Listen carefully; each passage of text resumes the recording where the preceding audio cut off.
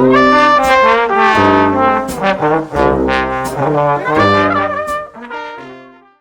the Kalash tribe, home to beautiful women and some of the world's most shocking traditions. Hidden in the remote valleys of northwestern Pakistan, the Kalash tribe remains a fascinating enigma. Their origins are shrouded in historical mystery, while their culture is as vibrant as the landscape itself. The Kalash live in isolation, almost untouched by the outside world.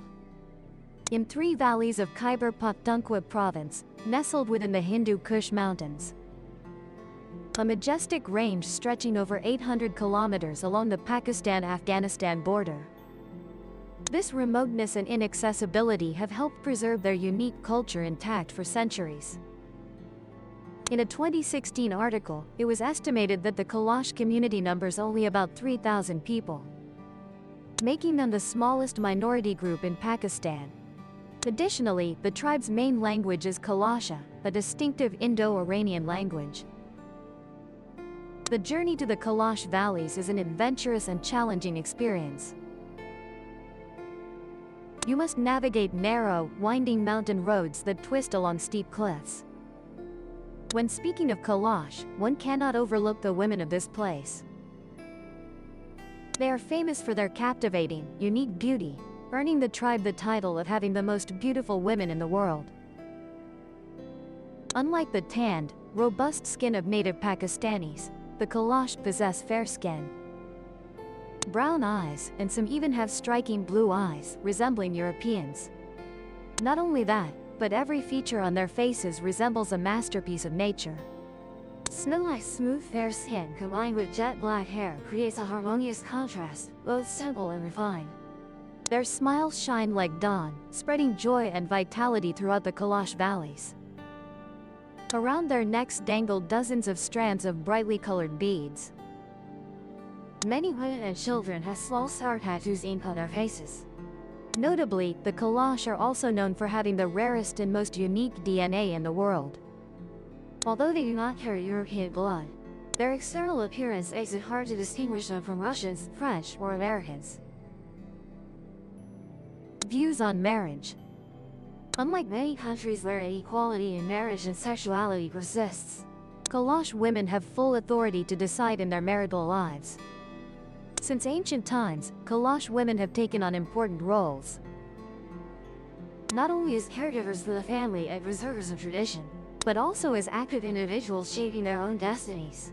In a society where marriage plays a central role in life, Kalash women are granted rare freedom in choosing their partners, guided by love and empathy rather than social conventions.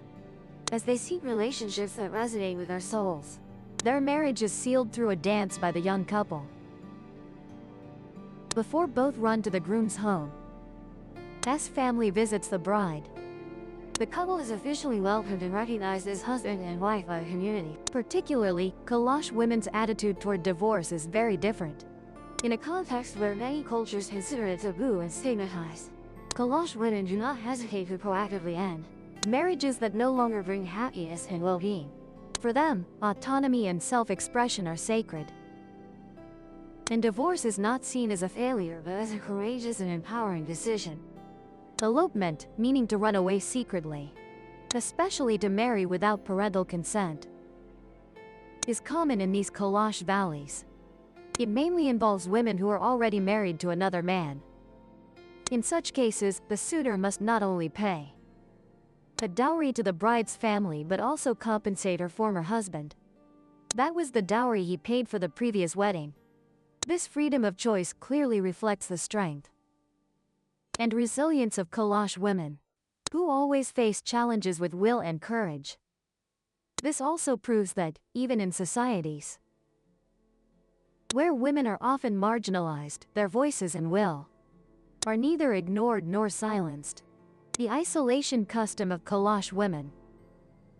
A very unique custom of Kalash women is that they must live in isolation during menstruation or pregnancy.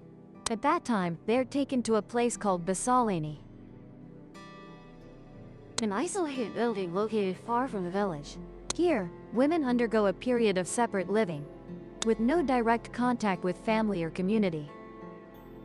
This time is considered an opportunity for them to reflect and introspect. To honor the mysteries of femininity, Kalash women are seen as bearers of sacred power, linked to life and fertility. Throughout their stay at Basalani, they are supported by their families with food and necessities. But no one is allowed to visit them directly until this period ends. When menstruation ceases or after giving birth, they are allowed to return to the community, bringing a renewed spirit and strength and power. Although this custom may seem strange and puzzling to outsiders, for the Kalash, it is an indispensable part of their cultural and spiritual identity. This tradition originates from ancient times, reflecting beliefs and rituals that connect them to nature and the divine. Origins with hypotheses. There are two main hypotheses regarding the ancestry of the Kalash. One of the most fascinating hypotheses about the origin of the Kalash suggests that they are related to Alexander the Great. According to legend, around 320 BC, during his illustrious conquest, Alexander and his army found their way to the Kalash Saswa. This was where encounters between two civilizations took place. Ancient Greece and the Indian subcontinent forming a special bond that left a profound mark on the history and destiny of the Kalash. Historically, Alexander's soldiers were captivated by the beauty and mystery of the land they explored. So they connected with local tribes, initiating a cultural exchange that spanned generations. It is believed that from these connections, descendants were born, bearing the distinctive physical traits of Greek warriors, while inheriting the rich cultural and intellectual heritage they brought. On the other hand, it is hypothesized that the Kalash have Indo-Iranian origins. A 2015 study showed that the Kalash had genetic links to Paleolithic hunter-gatherers in Siberia, and may represent an extremely pure ancient Eurasian population. They also have some European and Near Eastern ancestry. This study does not support the idea that the Kalash have any connection to Alexander's soldiers. Many Kalash also believe that their ancestors came to this area from a distant land called Sigam. It might have existed in Southeast Asia, but no one can say for sure where it was located. However, like all legends and myths, the truth about the origin of this connection remains shrouded in mystery and speculation.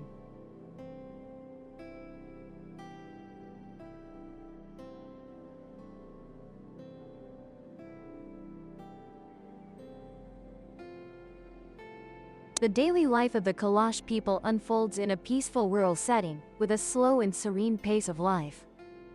Household tasks are clearly divided between men and women, creating a wonderful balance. The men spend most of their time tending to livestock, especially the robust herds of mountain goats they raise with devotion. They often wear long shirts, similar to Pakistani shepherds, and traverse the hilly regions to lead their livestock to graze. Meanwhile, Kalash women, striking in their colorful attire, take on all the domestic chores. They care for the elderly and children, go into the forest to gather firewood, cook, and maintain a warm fire in their small wooden houses. A simple life, yet full of connection with nature and family, is a life that is slow yet fulfilling. However, the life of the Kalash people is not without challenges. They face poverty and deprivation, as much of their life is tied to agriculture, a profession always fraught with risks. Cholera remains a constant threat, endangering the survival of this community. Their houses are built from stacked juniper trunks, placed on solid laterite foundations, scattered across steep hillsides, blending into the pristine natural landscape. The Kalash villages seem to nestle within the mountains, creating a breathtaking scene, but one that is no less harsh, requiring them to be resilient and persistent in overcoming all challenges. A particularly fascinating aspect of the Kalash people is their belief in religion. In a country dominated by Islam, the Kalash do not follow Islam but believe in animism. They worship the spirits of nature and the natural elements around them. While the majority of Pakistan's population lives according to Islamic faith, the Kalash stand as an isolated island, preserving ancient beliefs over centuries. Facing the strong religious uniformity of the country, they believe in the sanctity of mountain gods, river gods, and forest gods. They always consider nature an indispensable and vital part of life. That is why every Kalash festival serves as a vivid testament to a deep connection between humans and nature.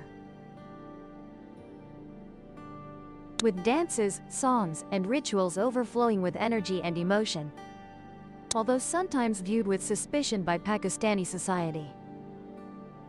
The Kalash are considered a national treasure, an indispensable part of the country's cultural diversity. They not only preserve unique traditions, but also serve as a model of perseverance in protecting cultural identity in a world gradually becoming. The Kalash people are a powerful reminder that ancient values and traditions can still survive and thrive, even within a modern, ever-changing society. They are an inspiration for those seeking authenticity and living truthfully amidst constantly shifting social norms. Imagine a morning when you wake up and see the first rays of sunlight piercing through the green hills, illuminating your small wooden house. That is a peaceful day in the life of the Kalash, where nature and people blend. Beyond their distinctive cultural values, the Kalash are also notable for a very interesting custom: the freedom to drink wine. Something most other communities in Pakistan do not have, as Islam prohibits alcohol consumption. However, for the Kalash, wine is not just a pleasure but an indispensable part of festivals. Wine is a symbol of joy, a bond for the community, and essential in major ceremonies. In gatherings, wine is the soul of connection, where people share joy, strengthen bonds, and create shared memories. Kalash festivals are truly magical and wonderful. Each festival brings joy and hope to the community. The Chilam Joshi festival takes place in spring when trees begin to bud, a moment of renewal and a sign of a bountiful harvest season. And the Chilam Joshi festival is an occasion to honor women, who are seen as the center of the tribe's strength and vitality.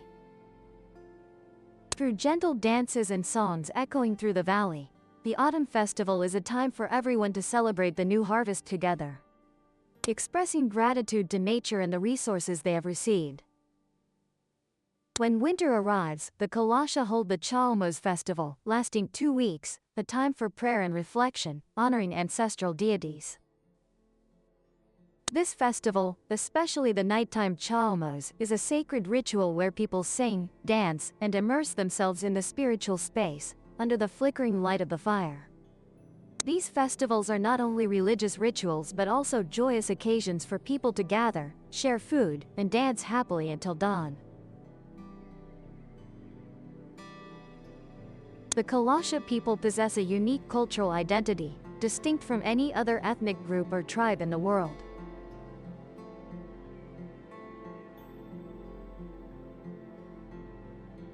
Another thread to Kalash culture is modernization. Local people report that many educated young Kalash women have converted to Islam and married outside the community. Young people sometimes move to cities for work, lured by the temptations of modernity and technology. There is concern that this will lead them to abandon their culture. However, while modernization often erodes traditional cultures, some argue it has the opposite effect on this particular culture. For example, through contact with the outside world, the Kalash are teaching their culture to others. The Kalasha people's pride in their way of life and awareness of its special value will certainly play a crucial role in preservation efforts for future generations. With their unique cultural features and customs, the Kalash tribe is not only an important part of the world's cultural diversity, but also a living testament to the strength of resilience, courage, and personal freedom, especially for women. Through the story of their lives, we realize that every culture has its own value, deserving to be celebrated and preserved. What do you think about this tribe? Please share your thoughts in the comments section. Don't forget to subscribe to the mystery_core channel and turn on notifications so you don't. Share this video with friends and family to explore the unique beauty of cultures around the world together. Thank you for watching. See you in the next Journeys of Discovery. Have a wonderful day.